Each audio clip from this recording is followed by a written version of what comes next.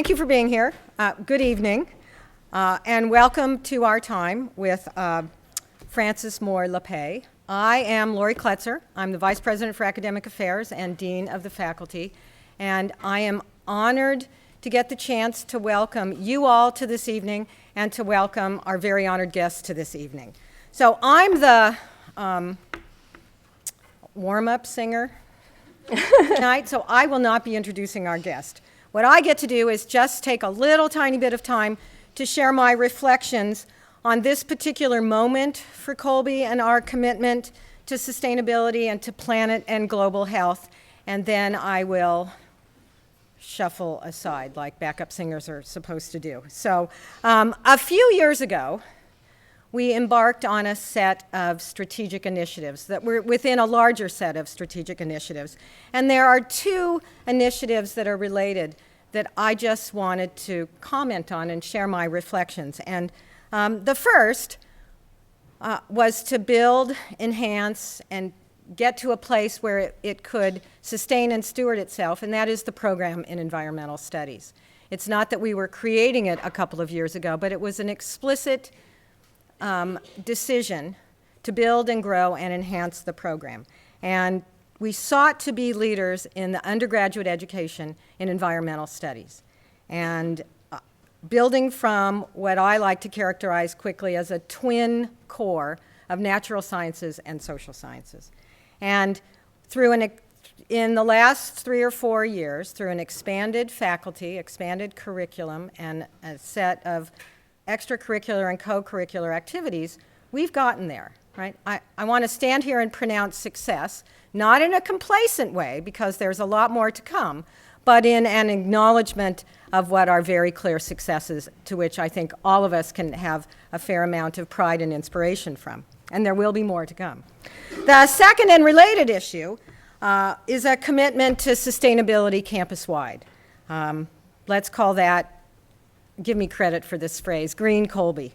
Through a lot of hard work from all parties, right, faculty, staff, and students, we've made significant progress on Green Colby initiatives as well. The efforts of physical plant and dining services really stand out in that initiative.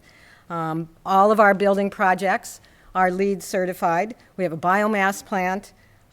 We have the addition of a sustainability coordinator. And as many of you in this room know, in the spring of this year, we declared ourselves carbon neutral. So again, tremendous success, but again, no complacency. There'll be more to come. I offer those two interrelated initiatives as a background for tonight. Aided by the generosity, again, of the Andrew W. Mellon Foundation, we were smart enough, I should say. We were smart enough to invite and fortunate enough to get a yes from Frances Moore Lappé to be our 2013-14 Andrew W. Mellon Fellow in Environmental Studies. Ms. Lappé is a best-selling author, starting with a book that I read back a ways in life, Diet for a Small Planet, first published in 1971, and 17 books since. As I promised, I am the backup singer, and good backup singers know when to shuffle off and stop. And I can say that I'm a good backup singer. So what I'd like to do now is introduce Erin Love, class of 14. Erin is a double major in environmental studies with a science concentration with Latin American studies and a minor, I have to take a big breath, there's so much of this to say, and a minor in chemistry. So please allow me to welcome Erin Love. My name is Lori, is that right?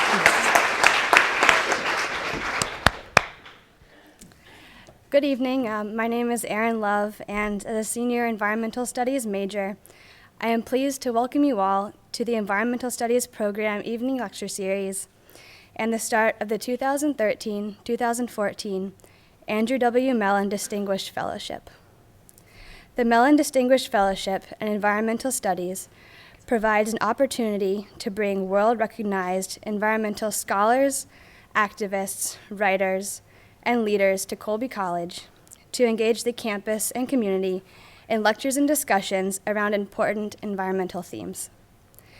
Each year, the Environmental Studies program at Colby honors one distinguished fellow whose work bridges science and policy to make substantial advances in environmental conservation and sustainability. On behalf of the Environmental Studies program, I would like to take this moment to sincerely thank the Mellon Foundation, whose generosity makes this event possible. And now, I am honored to introduce this year's Mellon Fellow, Frances Moore Lappé. Ms. Lappé is the author and co-author of 18 books, including the 3 million copy Diet for a Small Planet, and her most recent work, Eco-Mind, Changing the Way We Think to Create the World We Want. She is the co-founder of 3 organizations, Food First, the Small Planet Institute, and the Small Planet Fund, all of which focus on research, education, and bringing democracy to life in America and worldwide. Ms. Lappé has appeared frequently in the media, including in the New York Times and Harper's, and on The Today Show, Hardball with Chris Matthews, NPR, and BBC, where she has been a vocal proponent of domestic and international food policy reform. She has received 18 honorary doctorates from distinguished institutions, and in 2008, she received the James Beard Foundation Humanitarian of the Year Award for her lifelong impact on the way people all over the world think about food, nutrition, and agriculture. Her other notable awards are too numerous to list, but include a 1987 Right Livelihood Award, the International Studies Association's 2009 Outstanding Public Scholar Award, and in 2011, the Nonino Prize in Italy for her life's work advocating for real-life solutions to hunger and the environmental crisis. We are extremely excited to welcome her to Colby today and look forward to her return to campus in the spring. Please join me in welcoming Ms. Frances Moore Lappé as she delivers the 2013 Mellon Fellow Environmental Studies lecture, Food as Teacher. 4 decades later, what have we learned?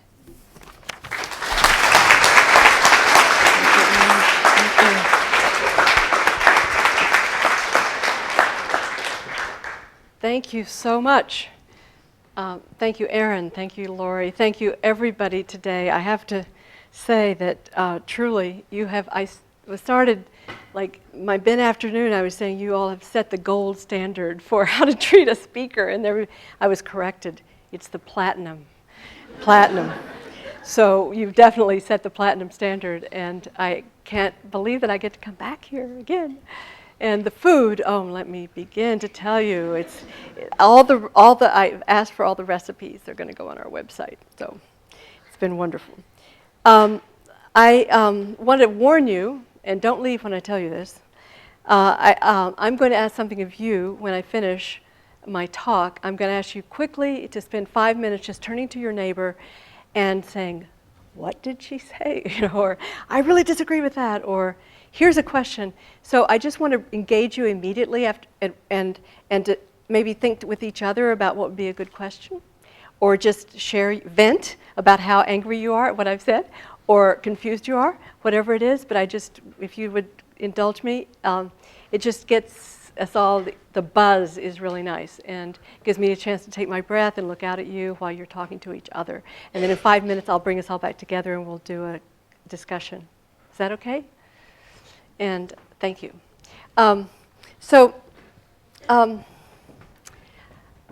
Let me start with the way that I get up in the morning, with the spirit which I start the day. Which, oddly enough, are the words of the founder of Visa. How odd is that? But he said, D. Hawk, "It is far too late and things are far too bad for pessimism." And I kind of like that, right? It's sort of like a challenge, right? We have no time for pessimism. Things are too dire, so let's go for it. And so my other wind-up comment is some questions for you that are a little more serious. And so one question, I'm just curious to know, how many of you are really worried about the fate of our planet? Quite a large percentage. Now I have a second question, and this is critical. Let me just do an explanation, is this. Okay, let me just ask you the question and then I'll back up. how many of you feel that you have a working theory about how we got into this mess? So a much smaller portion. So here's my thinking, that unless we feel that we've got at least a working hypothesis about how we got into something, it's really hard to figure out how to get out. And it's really hard to feel empowered. And sort of the framing of all of my life's work right now is that solutions to virtually every big problem on the planet are either known or they're just really right, around the corner. So that what's missing, I think, is this feeling of empowerment that we can actually manifest what is known. And how can we do that if we feel that we don't have a theory about how we got here? How is it possible to feel empowered? So power is a big theme in this talk and in my life. So I would be, those of you who raise your hands, of course, I'm really eager to know what your theory is, but I've got the mic tonight. So you're going to have to hear my working theory. And then in our discussion, you can tell me whether it works for you in any way or tell me your theory. So to begin to explain, I'm going to take us back to where I began. By the way, this, any of you who've read Hope's Edge, some of you were assigned Hope's Edge, my daughter took this picture on our journey in India. And that is what we learned. That is the essence of what we learned on the trip around the world to write Hope's Edge. But I'm going to take you back to who I was when I began this journey that brought me to Colby. I was a young woman with a big question. I figured I had this youthful intuition that if I could just understand why people were hungry, that would unlock some of the mysteries of economics and politics. And here I am pondering, we've hit the earth limits to feed us? Huh? Is that true? Is it really that we're running out of food? And the population bomb by Paul Ehrlich had just exploded, and the newspaper headlines were telling us it was running out of food. This was in the late 60s. The book came out, Famine, 1975 came out. It was a very scary time, and so, I'm going to figure this out, right? I'm going to go in the library and count, put the numbers together and find out, is it really true that we're running out of food? And so pretty soon, I started to realize that in fact,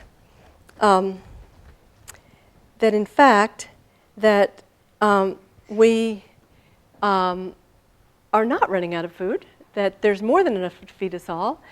And I realized that, in fact, we were actively creating scarcity out of plenty.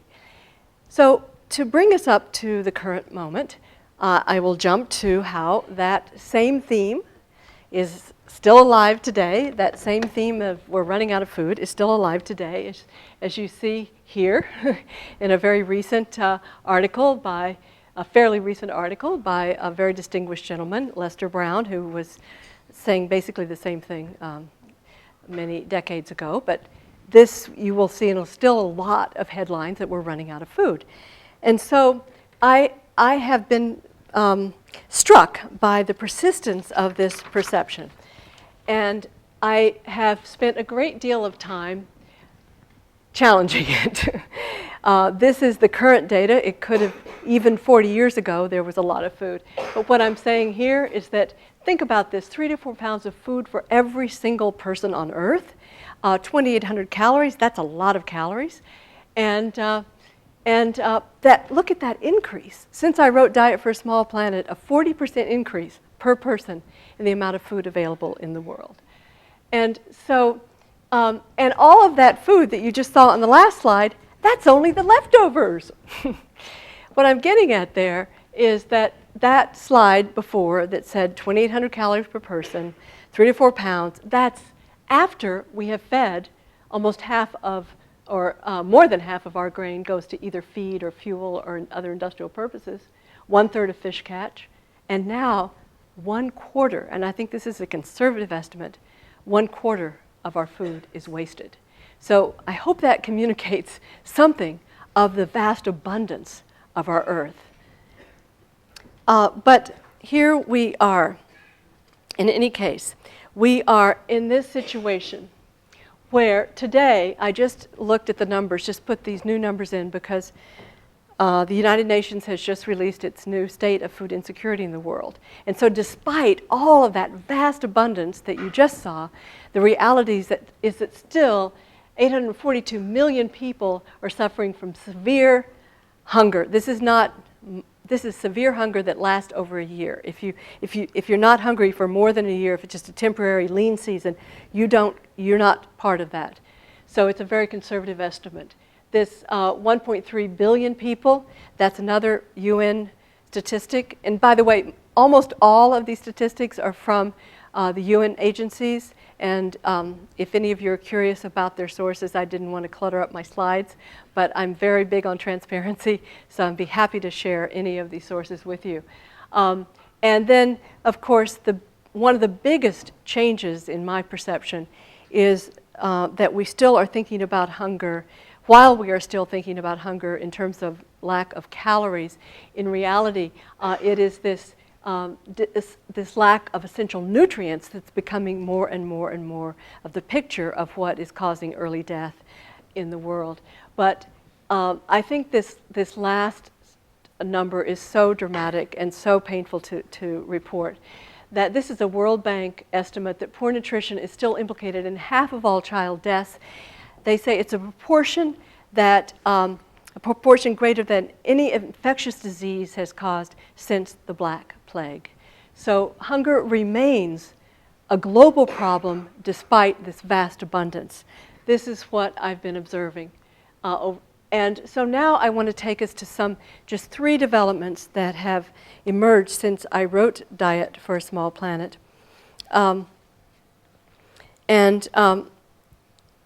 Oh, I've jumped ahead of myself. Just hold that thought for a minute. I want to spend a little bit of time before I go into this information. I just want to underscore that you will be hearing, I think I'm going to take this back to just have back to here. I want to underscore that while this is the picture that is the global picture of hunger, you will be reading, and you probably are reading, a number of reports coming out about the great progress we are making against hunger. And you will read from the World Bank and elsewhere about the Millennial Development Goals. Have any of you followed that? And how we're on our way to meeting the Millennial Development Goals, yay, yay, yay for us. Well, I think I just really want to stress for you that the Millennial Development Goals originally were based on the number of people going hungry, and I think that is the appropriate way to measure hunger, because what you will see is that the results of the fact that in the year 2000 that the Millennium Development Goals were reset to be based on the percentage of people going hungry in the world, so that as population grows, then it's a lot easier, to show progress, the smaller percentage. But here's I just feel so strongly about this, that what matters to a hungry person is whether they're hungry. If you say to a hungry person, well, don't feel so bad because there are fewer, you're a smaller proportion of the whole, that's not really going to help them. And so I feel strongly that it's really important for us to stick with the measurement of hunger in numbers of people who are suffering. And if you take that, then you see that the progress, have we really made progress? If you exclude China, which is a model for ending hunger that nobody in the UN agencies are recommending, if you exclude China, the actual number decrease in the number of hungry people over the last 23 years has been less than 10%, if you exclude China. So I feel very strongly about making that clear before I proceed. But I also want to make clear that there are other very significant developments that, and maybe I should say too about my talk tonight. I'm going to be talking a lot about what the problems are, but half of my talk is about solutions, and you're going to hear great stories about what people are doing. So don't give up. Don't give up. because it's really this both-and world we live in, that things have gotten much worse than I could ever have thought, and things have gotten much better than I could ever imagined. So I just want to highlight 3 other developments that have accelerated, difficult developments that have accelerated since I wrote Diet for a Small Planet. So you've seen this. I just had jumped ahead to the whole shift to more and more of a grain-fed, meat-centered diets in the world, so that we reach this, this extraordinary position where almost 3/4 of all agricultural land, think about that, used in this way, and then livestock feed is grown on 40% of cropland. Does that surprise you? Is anybody surprised by that? Or is that, every time I look at it, it's such a huge diversion. And then this was a new study I saw, that only about 3% of feed energy consumed by livestock actually remain in edible animal tissue. So it says something about how human beings used to feed inedible substances to livestock, right? And they converted them into high-grade protein. And as I called it in Diet for a Small Planet, I said, this is a protein factory in reverse. We take all of this incredible resource, feed it to livestock, then return to a tiny fraction, shrinking the potential. So this is accelerated drastically since I wrote Diet for a Small Planet. The second enormous change is that our food system has become a driver, a central driver of climate change. And I think this is greatly underestimated. Does this surprise you? I find that number, again, every time I look at it, you know, you hear climate change, what do you think of? Cars and smokestacks, right? You don't think of farming. But when you take all the pieces of it, including, you know, that the list here, it should also include fertilizers, for example, nitrous oxide, which is a very potent greenhouse gas contributor, and methane from livestock. All of this, then, the estimate is something around half of the problem is related to our food system. But that also means, right, in the reverse, that if we can solve our food problem and how we grow and distribute food, then that's a huge part of the solution to climate change. So remember that. It's pretty devastating, but it also means that we know where a big part of the answer is, and it's very, very exciting in that way. So, and the third development is that our food system, yes, it's become a driver of climate change. It's also, our food system has become a driver of illness as well. And, you know, this is so shocking to me. You know, you think of food as a source of health, and we've actually turned food into a source of disease. That this is something of the numbers. I won't repeat them, but they are pretty alarming. And let me just tell you one story here. I've gotten to know some people, a kind of a Skype relationship with people in southern India, and a doctor there who has a clinic. This is rural, poor area in southern India. He sees 2,000 patients a month. And he just told me recently that over the last fewer than 15 years, but now what has developed is that 60% of his patients are diabetic and suffering from hypertension.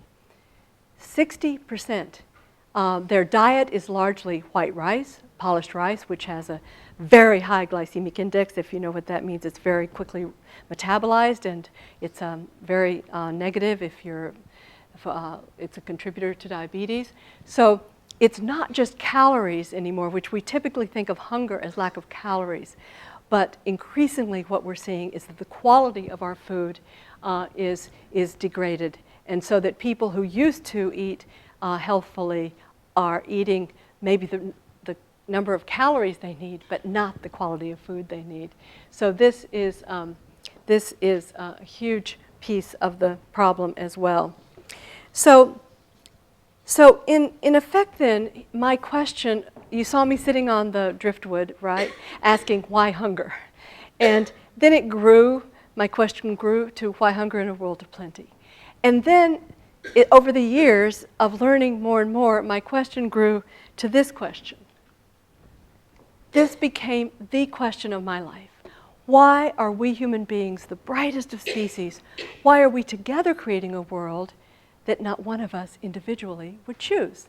Because I know no one anywhere on our planet gets up and says, yes, yes, yes, I want to make sure another child dies of hunger. So why are we together creating that which as individuals we abhor? On the surface, it makes no sense. And I became just absolutely fanatical about trying to develop a theory of why. And so I looked at what was special about human beings. And one of the things that distinguishes us, I think many would agree, both philosophers and scientists, that one of the things is that we uniquely are creatures of the mind. We are conscious of our consciousness, and we increasingly understand that human beings see the world through mental filters. I call it a mental map. And we literally can't see what is not inside of our map, so to speak. And Ines Nin said, we see the world not as it is, but as we are. Or Albert Einstein said, it is theory which decides what we can observe. And so in a sense, our mental map is like our theory, and if we're set on a theory data that doesn't fit it, we kind of don't see it. So I'm suggesting that there's something here really important about why we're creating these problems I just laid out, that we as individuals would of course we would avoid them. And of course we don't want people to be hungry. We see the world according to what we believe. So we hear the phrase, seeing is believing, but I've come to this conclusion. Believing is seeing. And so if that's true, then we have to look at what are the core assumptions that we carry around that keep us trapped creating and recreating a world that actually, when we see the way it's going, we would never choose, right? So that's what I've been trying to sort out. Why? Because actually seeing the world through a filter is fine as long as that filter is life-serving. But the theme of my life has sort of become that you and I are alive in this extraordinary moment when we're sort of breathing in, if you will. It's mixing metaphors a bit, but I guess you can't breathe in a filter. But anyway, the point is that we absorb these ideas unconsciously that limit our vision, that are actually life-destroying. And so I'm just going to take a moment to suggest to you, and here is my working theory. I'm going to suggest to you what is the core frame that we are looking through, if you will, or that we see the world as, the premises that are limiting us. And so I would say that the core mental map, that the belief system that's gotten us into a downward spiral, starts with what I call the premise of scarcity, that it is a very anti-ecological worldview, that everything is separate from one another, so you and I are separate from each other, that things are fairly static, in other words, human nature, the U.S. Constitution, the fighting parties in Washington, whatever it is, it's the way it is, it's really not going to change much. That's the idea of stasis. Things are pretty static. And third, that there's not enough of anything. There's not enough energy, there's not enough food, there's not enough parking places on campus, there's not enough places in university for me. Whatever it is, it's this feeling that there's not enough of it. And so this premise of lack, I say lack of goods and lack of goodness, because part of this premise of not enoughness carries over into what we think about human nature. We say, well, people are just selfish and materialistic, competitive. That's all you can really count on.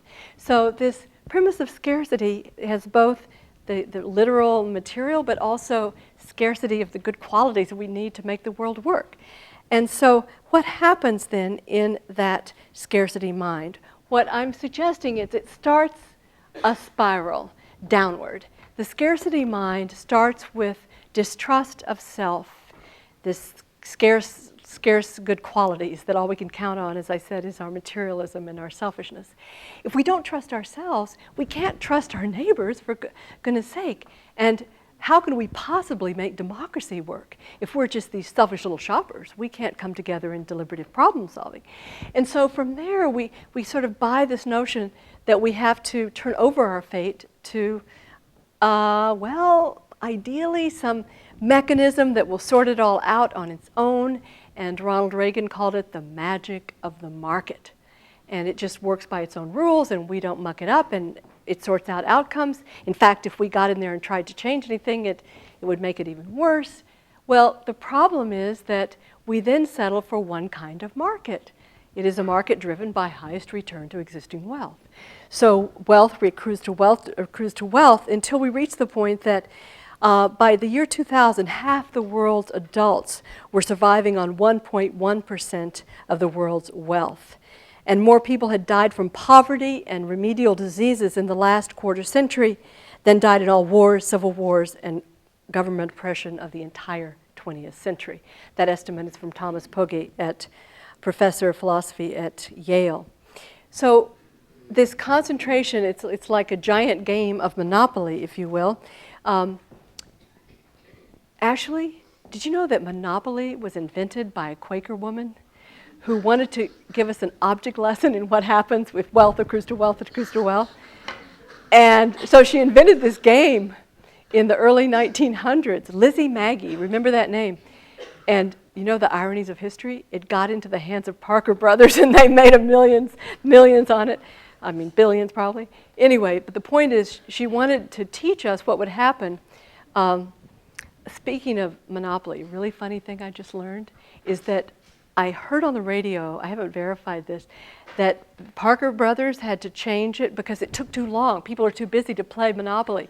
So they took out the go to jail piece.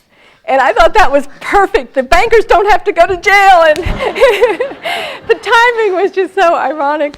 But anyway, the giant game of Monopoly then means that as wealth tightens, then money begins to hijack our democracy itself, and we end up with what I love to call privately held government.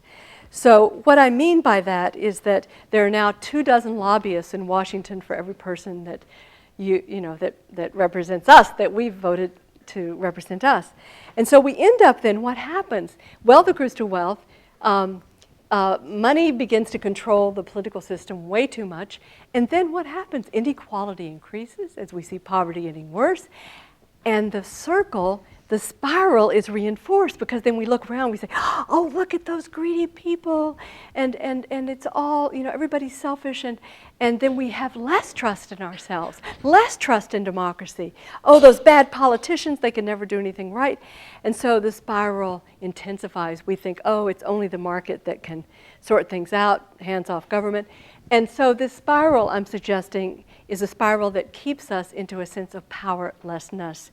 And as we talked about today, learned helplessness. So that's the sort of theory that we are stuck in a failing frame. But fortunately, there is another way of seeing life that I'm going to turn to. Because I think that this premise of lack of goods and goodness, the lack of goodness in us, lack of stuff in the world, so we're in this competitive struggle from the moment we're born with other selfish people. What happens to us? One, it can't possibly meet the human need, which is well documented, our need for connection, our need for a sense of meaning in our lives, and our need for power, for a sense of agency. And so listen to these numbers. I can't prove there's a connection, but I think there is, and I will just ask you to decide. 60% increase in suicides in the last half century. Worldwide, more people die from suicide now in the world than all homicide and war combined. And I'm suggesting because this premise of this premise of scarcity, this idea we're separate from each other, ends up in the spiral that leaves us feeling hopeless and distrusting ourselves and others. So the good news is that now ecological sciences, new developments in anthropology and psychology, physics, all sorts of ways, we are seeing that the three S's of scarcity, of separation, of stasis and scarcity just are not accurate. They don't describe reality. That it, in fact, is a very different world. Sorry, I forgot that slide. This one suggests then that that spiral of powerlessness brings out the very worst in us. And so that helps explain why we are in the predicament that we are in. And so then we are able to move to what I was just suggesting we can move to, which is a more evidence-based mental map. It is a way of seeing that is, as I say, now increasingly documented. It's what the great seers of all faiths have told us pretty much, that in fact reality is the three C's. The three C's of everything is connected to everything else and in continuous change, and therefore we are all moment to moment co-creating our reality. Instead of being powerless, if we're all connected, we're all influencers, we're all co-creators. And to me, this reframe from the S's to the C's is what keeps me going. But partly because it touches so many parts of my personal life, public life, and there's just more and more evidence that it's true. Let me just say that here I love to remind myself of the work of Dennis Nobel at Oxford University, a physiologist who wrote a beautiful little book I highly recommend called The Music of Life. And he says in it, he said, in biological systems, there is no privileged component telling the rest what to do. Rather, there is a form of democracy with every element shaping every other element moment to moment. And more simply put, my friend physicist Hans-Peter Dürer in Germany said to me not long ago, he said, Frankie, in ecological systems, there are no parts, there are only participants. And so from this worldview, there is this sense of possibility because of the continuous change and the idea that we are each shaping each other moment to moment. And so I feel that for me, it's to speak for myself, this gives me a compass. It gives me a compass of I know what to do. The previous slide I'd shown was I'll just show it again, that the negative spiral ends up creating the kind of concentrated power, a lack of transparency. Think about what happened with the banking crisis. The slogan was IBG, YBG, I'll be gone, you'll be gone. That was the slogan among many of the bankers who knew they were doing risky things, but they knew that it wasn't transparent. So, and the blaming game where we're constantly pointing fingers at each other. I'm saying that we can leave this behind. We have a compass now. We know where this then leads us to a sense of possibility, and we can then work to actually reverse these conditions that have been proven to bring out the worst in us. So what are they? We can see that sense of possibility. We can move from a sense of we've hit the limits to a sense of we can align with the laws of nature, so we can kind of take a deep breath, and we can see that there is more than enough, as I began my talk with this sense of abundance, that nature certainly, as we align with the laws of nature, there's more than enough for everyone. We can also think, instead of just seeing the negatives in human nature, we are now, what is now increasingly showing up through new anthropology and brain scans when we're doing certain activities, they can see how we evolved as cooperators, perhaps more profoundly important than anything else that made us uniquely human. And that they find that when they're looking, the scientists or neuroscientists looking at the MRI scans when we're competing or when we're cooperating, they find that when we're cooperating, that parts of our brains are stimulated as if we're eating chocolate. It's so delicious. And so there's just new evidence for all of these aspects that we can work with, starting from a very different premise of possibility from the eco-mind, I like to call it, the three C's of connection, of continuous change and co-creation. And then we can start to recognize that we can move into this positive spiral, reversing the negative spiral. We start with the assumption of possibility that we human beings do have the capacities for fairness and a sense of a need for cooperation and efficacy. And then we, of course, assume that democracy is possible. And we believe that we can remove the power of private wealth from our political system and start a virtuous cycle, if you will, to reinforce a sense of our own empowerment. And that then creates, I think, the conditions making it possible for us to actually put in place the three conditions. There may be many others, but these seem arguable, that we do best when power is continuously distributed, when relationships are transparent, and when there is a sense of mutual accountability instead of blaming. So I think these can operate on many levels in society, and I'm going to give you examples of how they are coming to life in ways that are working brilliantly. And from there, from this idea that we can move from a downward spiral of powerlessness that ends up creating a concentrated power, secrecy, and the blame game, and we can reverse that with a vision of how we can actually flip those conditions, then we begin to envision the next stage of democracy. And I love to call it living democracy. The idea of democracy is what we do. It's a way of life that we create together. It's not just something we inherited that's fixed and finished and done for us.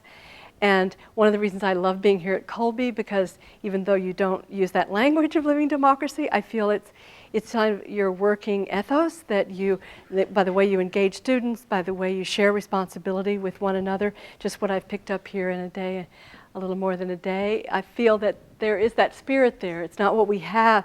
It's not something that we have. It's not a structure. It is rather a process that is rewarding and meets the deepest human needs for meaning, connection, and power. And therefore, we begin to imagine that there is a vision of something that would work to end hunger and to solve the environmental crisis that we can all be contributing to. And I guess, I think that people often say, I'm just a drop in the bucket. And usually they mean that very disparagingly, like, I don't count, I'm just a drop in the bucket. But Ann and I realized one rainy night in Seattle that actually buckets fill up really fast. And so what we want to do, and this is my effort to do it, that if we can see the bucket to which we're filling, we feel great. If we're just a drop. Being a drop is magnificent if we can see the bucket instead of feeling like we're evaporating in the desert, right? So this is the vision, this living democracy as a practice that is showing up. And so what I want to do now in the final part of my talk, I just want to share with you how I see this living democracy taking shape in regard to food and farming and related areas. So I want to just flat out say that I still, like I did when I was 26, 27, I still believe that food has tremendous power to shift us out of the scarcity. Even though food keeps being used to scare us to death, that we don't have enough, I think food can also free us. Because, we just saw these beautiful spreads, these beautiful meals prepared. If we really appreciate food and gardening and farming, then we realize abundance and we can get out of the scarcity scare. And so I think food has this power. Throughout history, it's always connected us in community, through religious ritual, and to each other and to our earth. And I believe that is the source of its unique power right now. So I just want to tell you a few stories.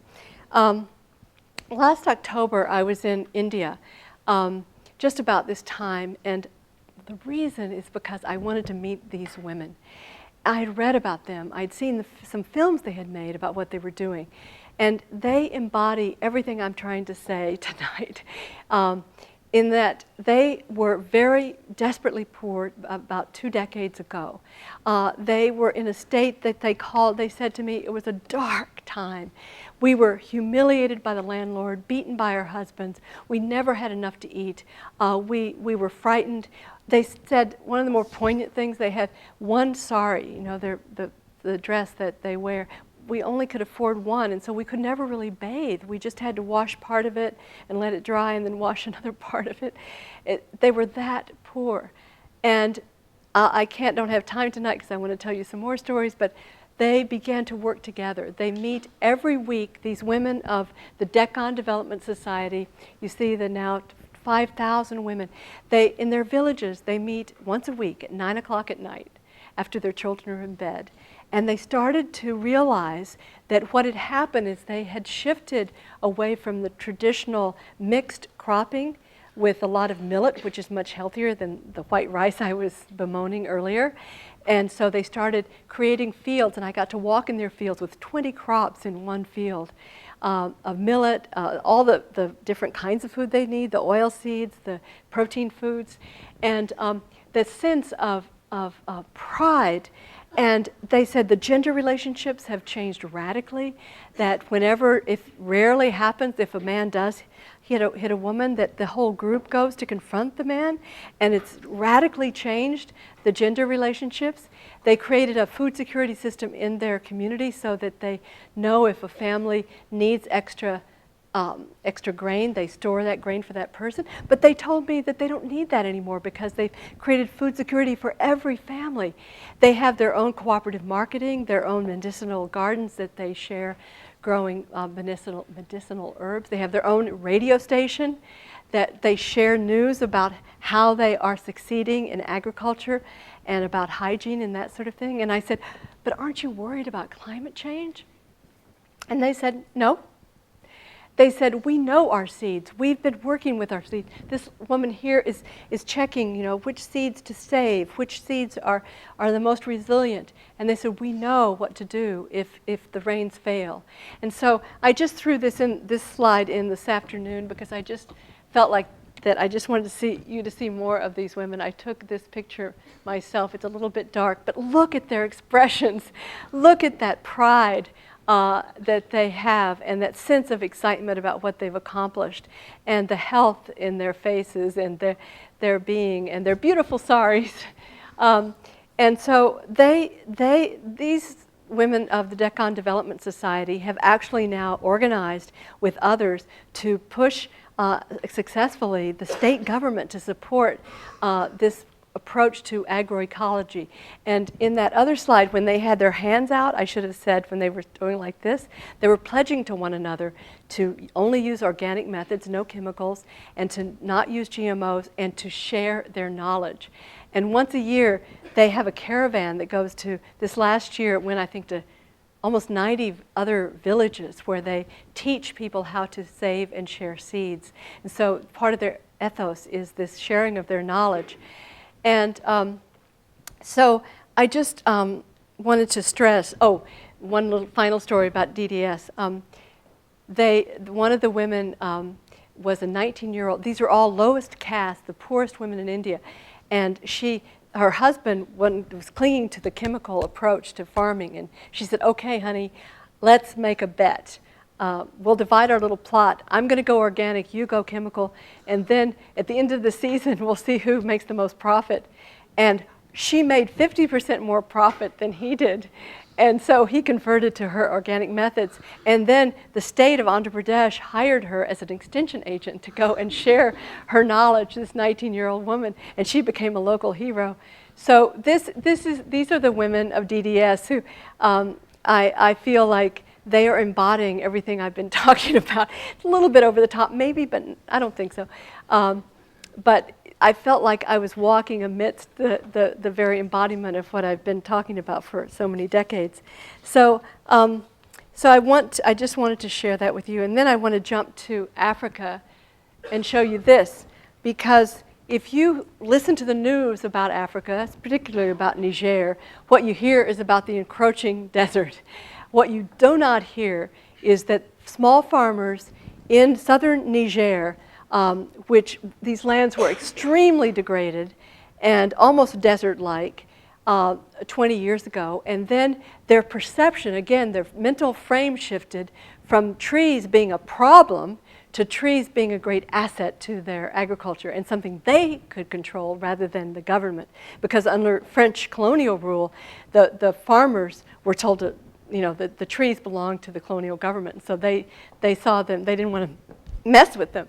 So the frame changed. They realized that the crops and the mixing of the trees actually fix nitrogen. So nitrogen is sort of needed by the crops. So, but instead of applying fertilizer, the trees supply a lot of the nitrogen that they need, and they hold the earth, help to hold the earth in place so that when the winds blow, that the crops aren't uprooted.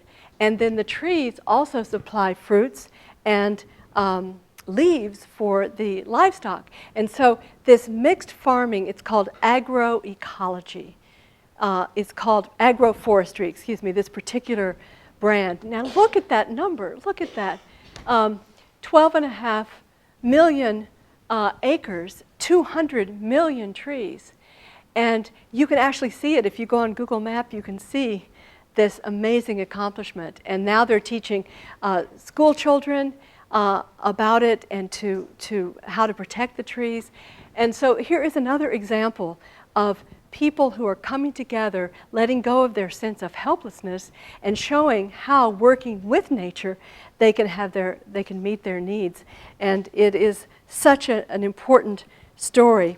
And I just want to say before I move on that in terms of this approach to agriculture where we're working with nature, it's often called agroecology. This version of it is agroforestry. That there was a study done at the University of Michigan in 2007 that said if the entire world went in this direction, that it would increase food production about 50%, and it would also do a huge, make a huge contribution to the climate change challenge of reducing greenhouse gases and storing more carbon, because of course one of the great virtues here is the carbon sequestration that agroecology and agroforestry makes possible. So another key parts of what I'm describing I see emerging is new forms of democratic decision making that is supporting this. And so I just wanted to share this picture with you of democratic decision making. They are called citizen juries, and this was a process in Mali and Mali and Africa a few years ago, where several cities, the farming communities, came together with experts and different people with all different perspectives on everything from GMOs to fertilizers and all of these issues that I'm bringing up tonight, and they debated them very much in the open. And the small farmers particularly in Mali, chose out of this deliberative process. They said that they do not need genetically modified seeds, and that they preferred to. One of the big findings from this citizens jury process was that the farmers wanted to be more directly engaged in agricultural research. And this is one of the beauties of agroecology, is that it really treats the farmers as co-creators of the agriculture, not just purchasers of products from the big companies. And so I put that in here, but I also wanted to go back to India for a second as another example that is so important here, is that in terms of forest protection, that these participatory processes in India, that there are village groups called village management groups that involve 10 million families that have been made responsible for protecting the forests.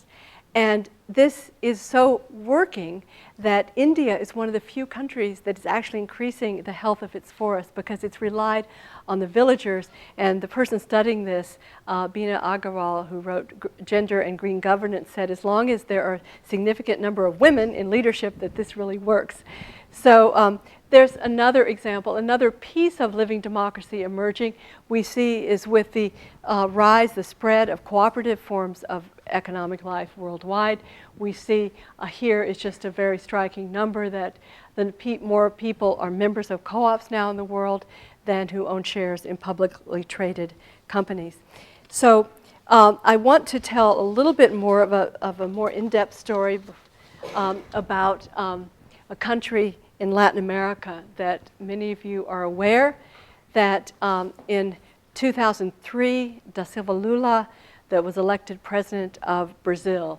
This means zero hunger. The goal is no hunger in Brazil. And that was very much his whole agenda. He was a worker himself and was a leader in the Workers' Party. And so what happened? This is an example of when we get discouraged about could democracy ever work, that there was since the 1980s a building of this Workers' Party that led to his being elected, and a tremendous amount of organizing among social movements, including religious organizations, that pressed for this. And so I just want to take you to one particular city that was kind of a model for what then went national, and it's called Belo Horizonte, which means beautiful horizon. My daughter and I visited there. And so in 1995, a mayor was elected in the city that ran on the right to food as a human right. And once he was elected, instead of just beefing up the soup kitchens, he brought together all the different segments of society, all the different stakeholders, and came up with dozens, literally dozens of creative ways to make the market work better for everyone. And just to give you an example, one of the things that he did was that the city did with this council advising is to create, to allow small plots of city-owned land to be used by local small farmers, and they could sell this great produce at reduced price and still make a tremendous profit because they got so much access to the market they didn't have before.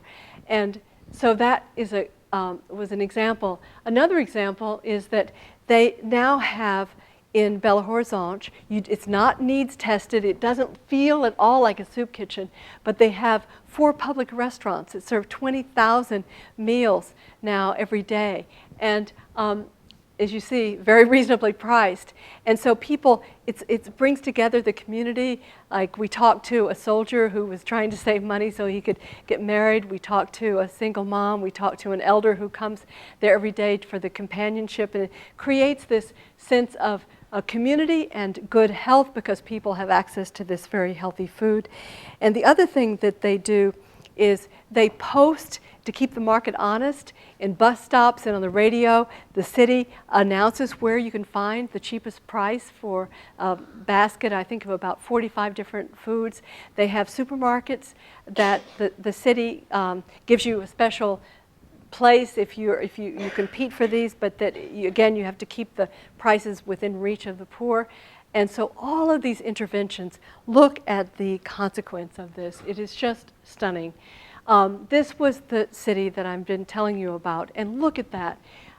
This Right to Food program plus cash transfers that are sponsored by the federal government, the deaths of children under 5 fell by 73% in 12 years. I mean, that's got to be some kind of record of success in terms of public health. And it was all the community working together.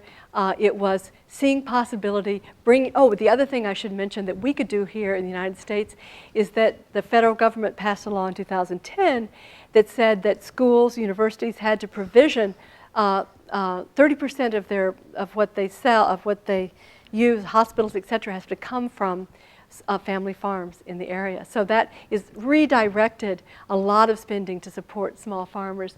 But in any case, this to me is such a story of possibility, and people just coming up with such creative ideas for how to make food and healthy food available to all without stigmatizing people in any way.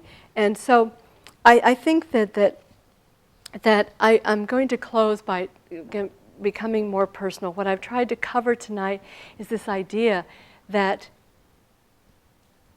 there is more than enough for all of us in this world, that nature is so bountiful as we align with nature's laws, with our own nature, understand that human nature is there for us to tap. And if we create the conditions, this is the lesson of ecology, right? Every organism responds to its context, and now we know what context brings out the best in us. It is that which keeps power dispersed, makes things transparent. This is what is happening in Belo Horizonte. And we keep out of the blame game and step up with mutual responsibility. So it is this creating the conditions, if you will, that bring out the best in us. Now, the personal part is this, is that, that I'm convinced that, and you probably are not surprised, I'm convinced that we human beings are good enough, that we have these soft-wired capacities for cooperation and fairness, etc.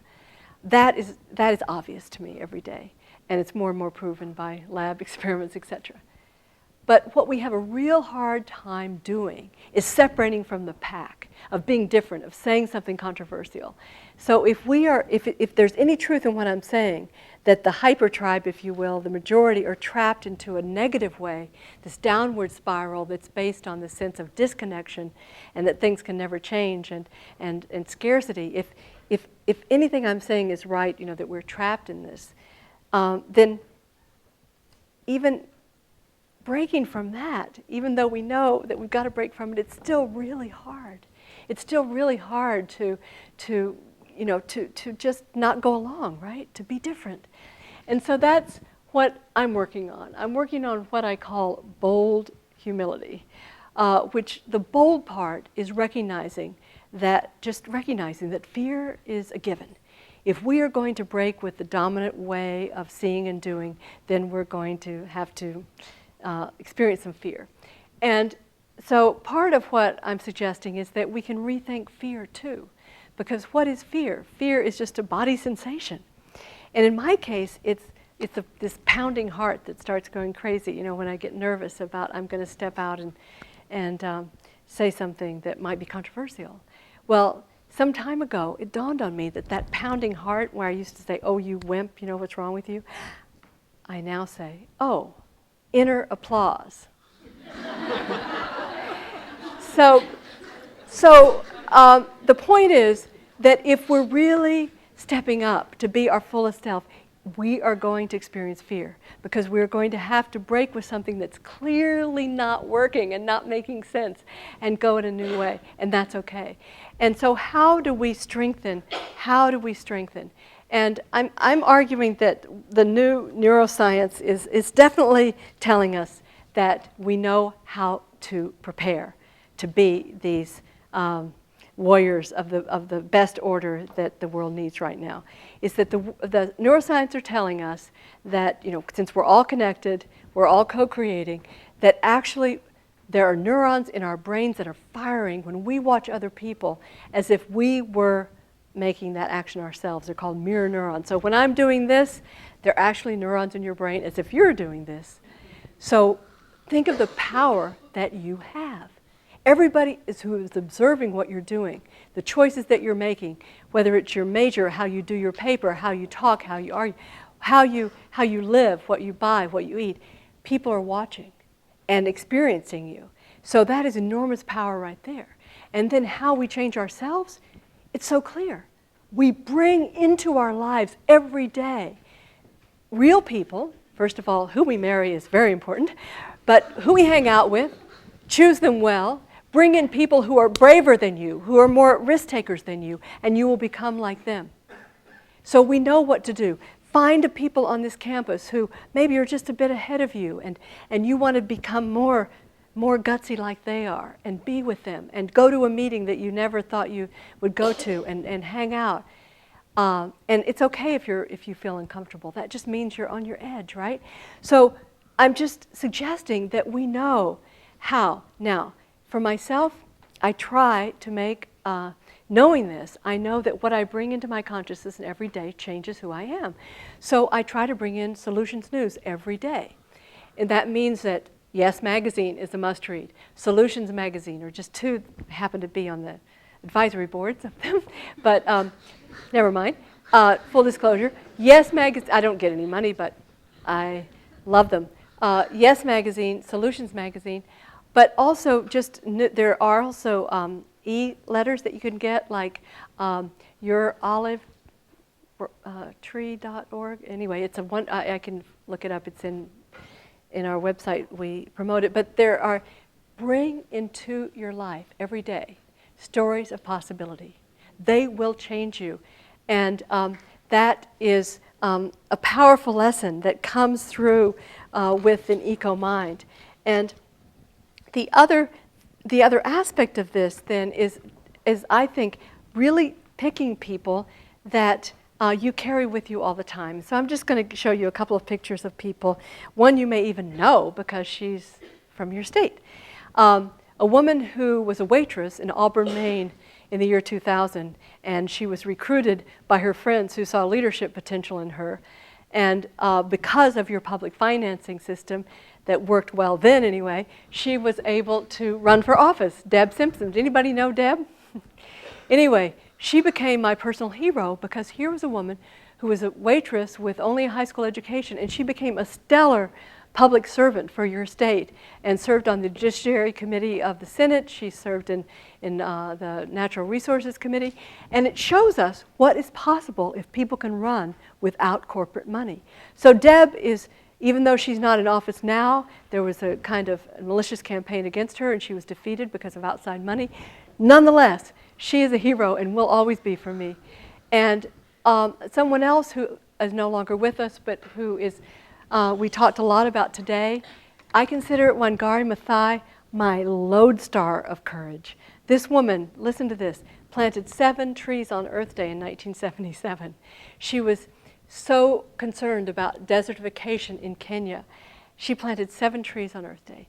By the time we traveled there in the year 2000, it had grown to over 20 million trees, 20 million trees, now on the order of 45 million.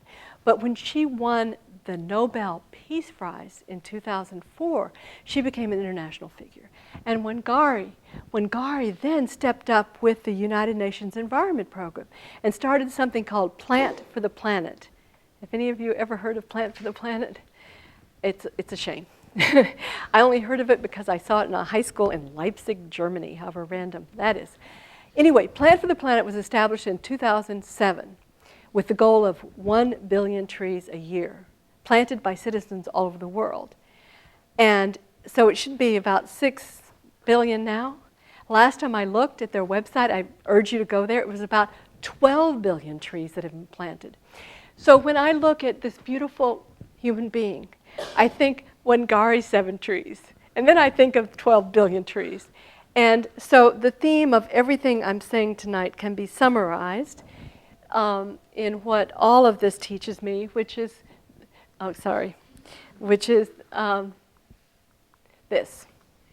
That in this sense, in this eco-mind world, where we're all connected, change is the only constant, and therefore we're all co-creating, then the only thing we can be sure of is that it's not possible to know what's possible. And imagine how freeing that is as we leave behind the scarcity mind of where we're driven by fear. We learn to walk with fear and recognize that it's not possible to know what's possible. So I'll just end with a very short poem by Denise Levertov that I think says everything I'm trying to say, but much more briefly. It's called Beginners. We've only begun to love the earth. We've only begun to imagine the fullness of life. How can we tire of hope? So much is in bud. We've only begun to imagine justice and mercy. We've only begun to know how it might be to live as siblings with beast and flower, no longer as oppressor. We've only begun to know the power that is ours if we would join our solitudes in a communion of struggle. So much is unfolding that must complete its gesture. So much is in bud. Thank you, Colby. Thank you very much. Thank you.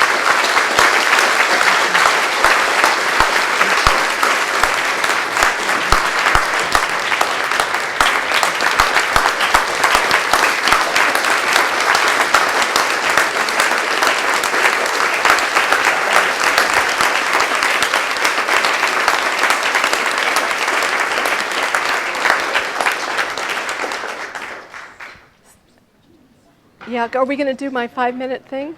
Can we do? How about 3 minutes? I know I talked a long time.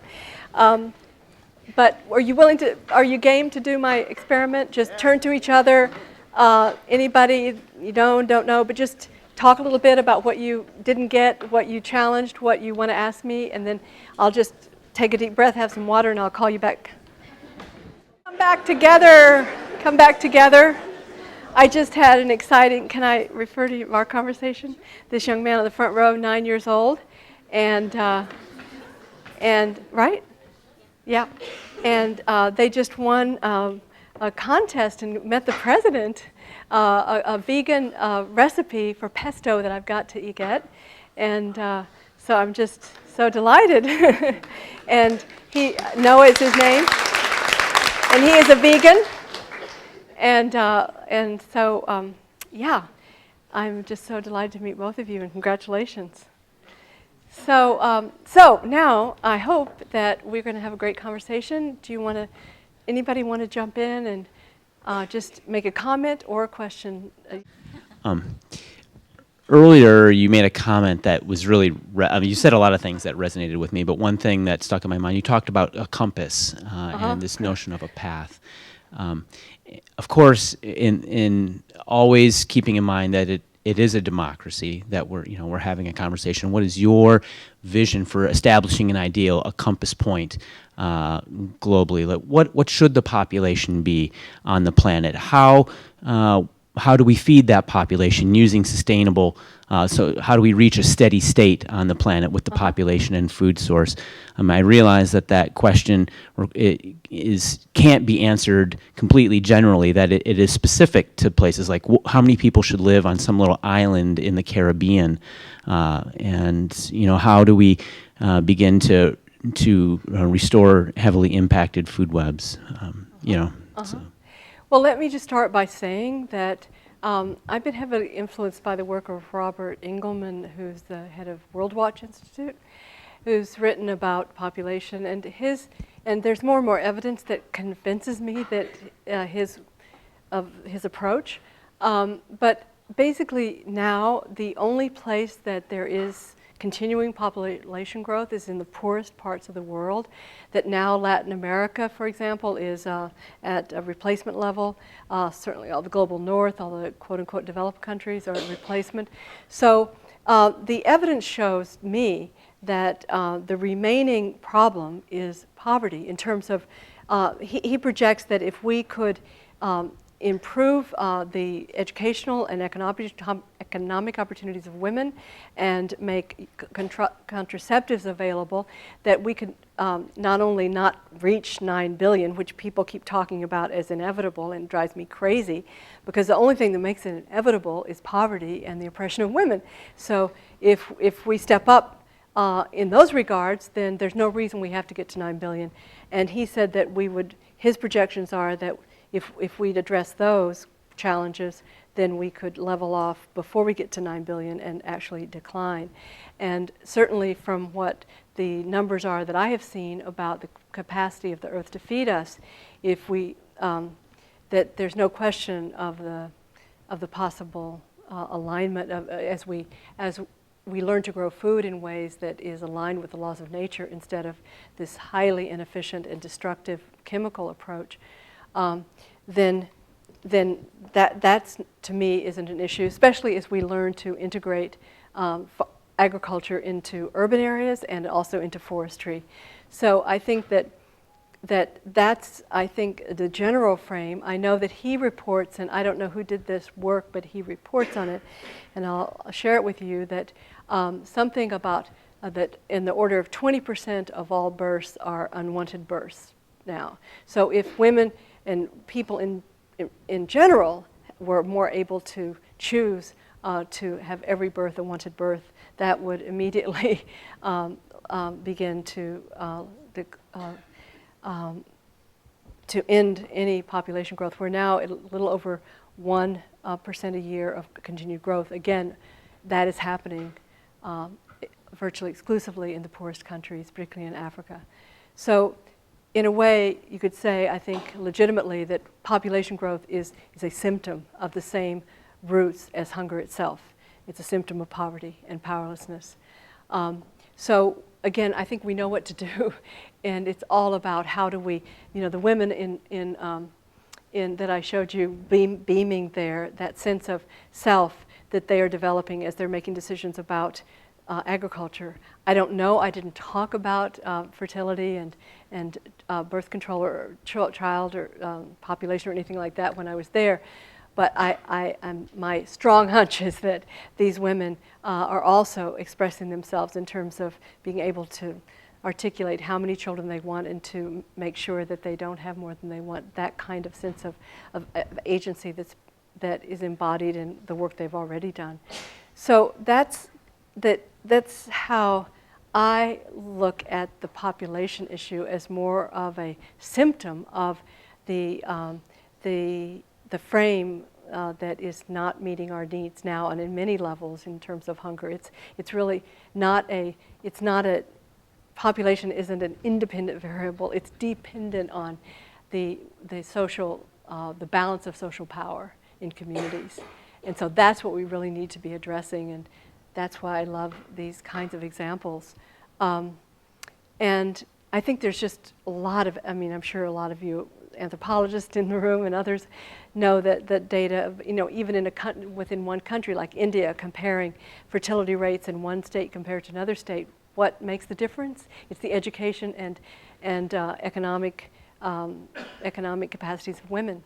So, again, I think we have a compass there of where to move into what I would call living democracy, more balancing of shared dispersion of power, transparency, and mutuality. So does that help? But I'm just fascinated by that question, because virtually every speech I've given since I started was, but you don't talk about the population problem. I'm not saying you're saying that, but people often see it as a separate problem. I'm not saying you do at all, but I think a lot of people still do, and so it's really important that we have ways of talking about it that integrates it into this vision of an ecologically aligned world. Thank you very much for the talk, and it was nice talking to you earlier today as well. Oh, yes, I have a couple of comments and sort of a question.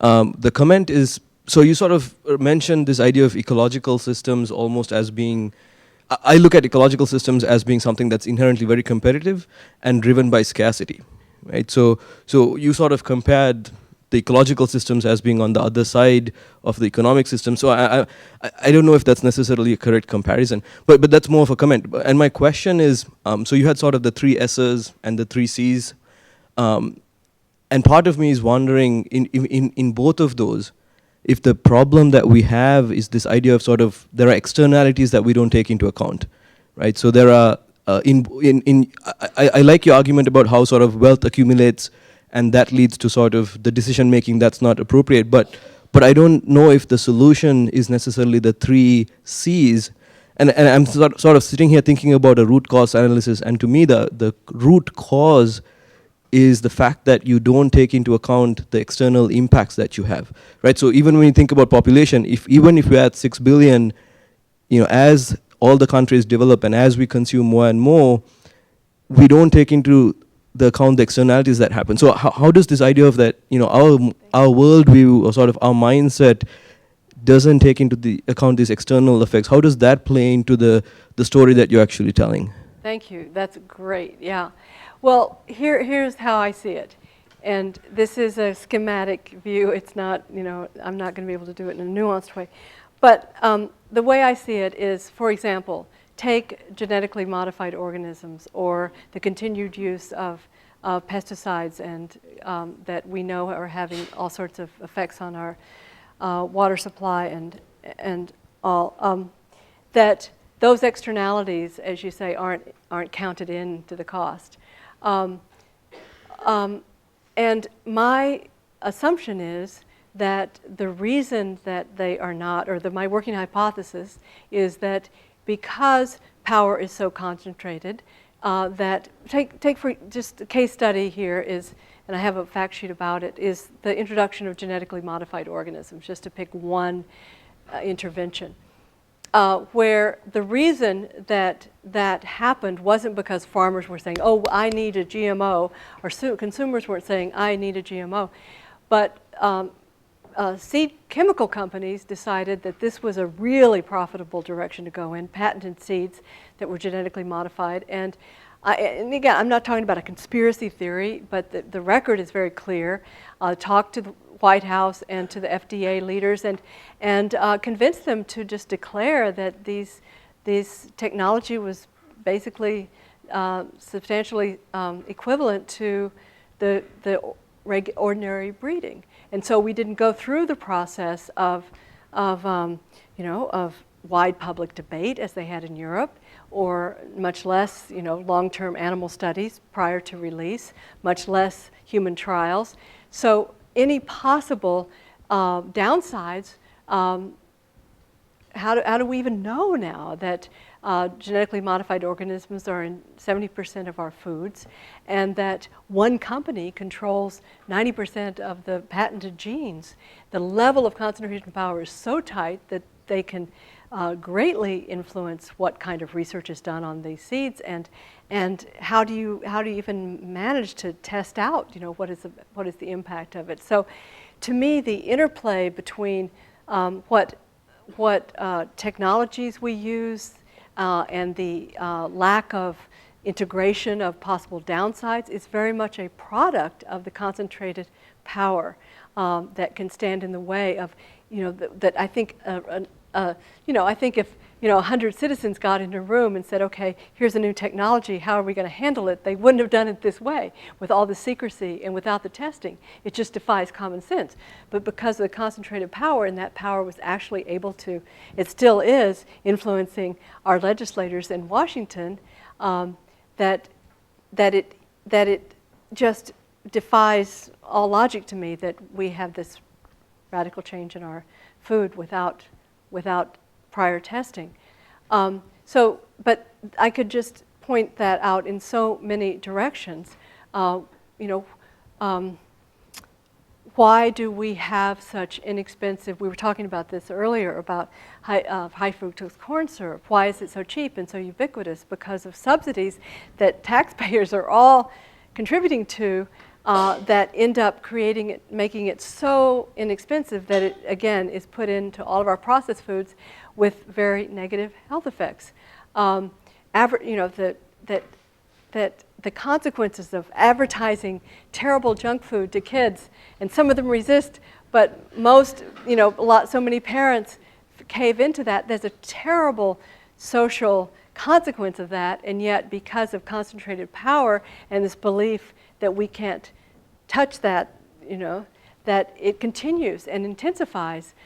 We used to have laws against advertising to children, and that got removed because of this hijacking, I would say, this privately held government phenomenon. So I don't know if I'm connecting to your question, but to me, concentrated power historically, whether we're talking about bullies on the playground or the Holocaust, concentrated power, we don't do well, we human beings. That there's even new research on how power makes people less principled. But the point is that when a few people are making decisions, that of course these externalities are going to get pushed off on everybody else, and those who can are going to continue to profit from the status quo. Do you think I'm being too simplistic? But let me just give you one example of a contrast here that I think is so telling. Okay, you know how our country has resisted green energy investments, whereas Germany, cloudy Germany is the size of Montana, and it's got a cloud cover similar to Alaska, and yet in 2010 it produced almost half the solar energy in the world. Shouldn't that make us curious? How did Germany do this? Well, I looked on, there's a Library of Congress, I found this survey or this ranking that had been done by an international agency on how much private interests infect and control the political system across countries. And Germany on this, there was a ranking of 1 to 100. Germany is the best with the least grip of private interest over public decisions. It was 83. And do you know where we were? Tied with Tajikistan at 29. So this fact of the way that we're supposed to be the world's oldest democracy, we're so happy about our democracy, and yet we know it was John Kerry that gave Monsanto, that actually presented Monsanto with the World Food Prize, by the way. We've got to believe that we can really have real democracy. We've got to believe that we can get money out of the system. And there are various proposals. One I find particularly intriguing is called, you can go online at represent.us. It's an approach that doesn't require, it would not offend this current Supreme Court, because it's people choosing, it's setting up a system so that you can get almost like a voucher system to give tiny, very small contributions to the candidate of your choice, and you can organize ourselves to issue anyone who's taken corporate funding. There are ways to do this. There are ways to get our democracy back, and I think that we've got to find the courage to do it and to say, okay, whatever else we're working on, that we can spend a little bit of time thinking about this, talking to our neighbors about it, and contributing to this debate and a solution. Because this is something that right and left agree on, that corporations have way too much power in Washington. This is the beauty. We talk about how divided we are, but we actually agree on this. And this approach at represent.us is a bipartisan approach. They have people from both right and left on board with this small contributions approach to getting corporations out and our voices in. So is there another? One more? I hate to cut off sort of formal, but Okay. And we'll be out signing books and there'll be a reception. So Leah, let me just say in closing that I'm very easy to find on the web, and I so love being in this community, and I so love the questions. So if you have thoughts about my talk, criticisms, suggestions, it's so easy to find us. Just all you have to remember is Small Planet, and that's it. Smallplanet.org, and send just that contact us and just give your ideas and suggestions. Also, if you go to our website, my daughter and I at Small Planet, we send out a quarterly e-letter, and we don't bombard people. But if you would like to, just go to Small Planet. You can sign up for our e-letter. And just so you know, my exciting thing is about to happen. I'm actually going to speak at the World Food Prize, where Monsanto gets the prize. And yeah, talk about pounding heart. I don't know. It may pound out of my chest, but. You can read about it on our website, and we're going to create a separate website to encourage the World Food Prize to become more transparent. Anyway, thank you so much for coming out tonight and hanging in for this discussion. And I really look forward to, if I don't hear from you, to seeing you again in the spring. And thank you, Colby. Thank you very much. Thank you.